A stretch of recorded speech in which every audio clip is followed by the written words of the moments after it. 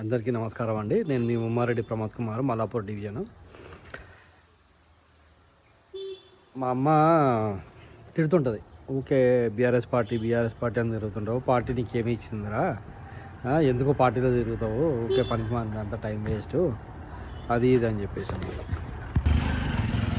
అయితే నేను ఒకటే మాట చెప్తా, బీఆర్ఎస్ పార్టీ ఏమి ఇచ్చింది అంటే, నాకు ఏమి ఇచ్చిందో లేదో తర్వాత సంగతి, కానీ తెలంగాణ తెచ్చిన పార్టీ.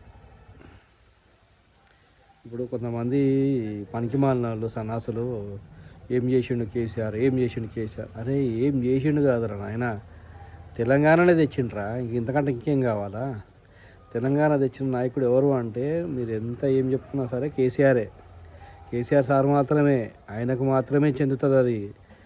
గొప్ప గొప్ప నాయకులను ఇచ్చినాడు, రథసారథి లాంటి కేటీఆర్ గారిని ఇచ్చినాడు, నుంచోబెట్టి అసెంబ్లీలో ఒక్కొక్కంది పోపిచ్చే హరీష్ రావు అన్న మామూలువాడ ఒక్కసారి ప్రశ్నించడం స్టార్ట్ చేస్తే ఎదుటోడు ఎంత మొగోడైనా సరే పోసుకోవాల్సిందే. అది అవతల మా కుప్పాల నుంచి మా బండారు లక్ష్మారెడ్డి అన్నని పొద్దున్న కాదు రాత్రి కాదు ఎనీ టైం ఫోన్ చేసి, అన్న నాకు ఈ బాధ ఉంది అంటే, లక్ష్మణ ఇంటి డోర్లు ఎప్పుడూ సరే తెలిసే ఉంటాయి అన్నమాట.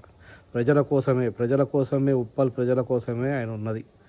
ఇంత మంచి నాయకులని ఇస్తుంది పార్టీ. ఇంకా అంతకంటే మనం పార్టీకి ఏం చేసినామా ఏందనేది చూడాలి. ఫస్ట్ పార్టీ మనకి ఏం చేసింది అనేది, మనం పార్టీకి ఏం చేసినాం, పార్టీ డెవలప్ కావడానికి మనం ఏం చేస్తున్నాం, మన వంతు కృషి ఏం చేస్తున్నాం అనేది మాత్రమే మనం ఫస్ట్ చూడాలి. మనం చేసింది కష్టం ఎక్కడికి పోదు. పార్టీ ఏ టైంలో ఏది ఇవ్వాలో అది ఇస్తూనే ఉంటుంది పార్టీ. మనకి చాలా గొప్ప పార్టీ, గొప్ప నాయకులు ఉన్నారు పార్టీలో. మాకైతే ఉప్పల్ నుంచి మా ఎమ్మెల్యే గారు ఉప్పల్ ప్రజలకి ఒక దేవుళ్ళు అంటాడు. ఏ క్షణమైనా సరే ఫోన్ చేసి, అన్న నాకు ఈ బాధ ఉంది అంటే, వద్దు కాదు కుదరదు అని చెప్పాడు. ఏది అన్నతోటి అయ్యే ప్రతి పని కానిది కూడా, ఇప్పుడు ప్రతిపక్షంలో ఉన్నా సరే అధికార పార్టీ వాళ్ళకి ఫోన్ చేసి మరీ పనులు చేయించే రకం అన్నది.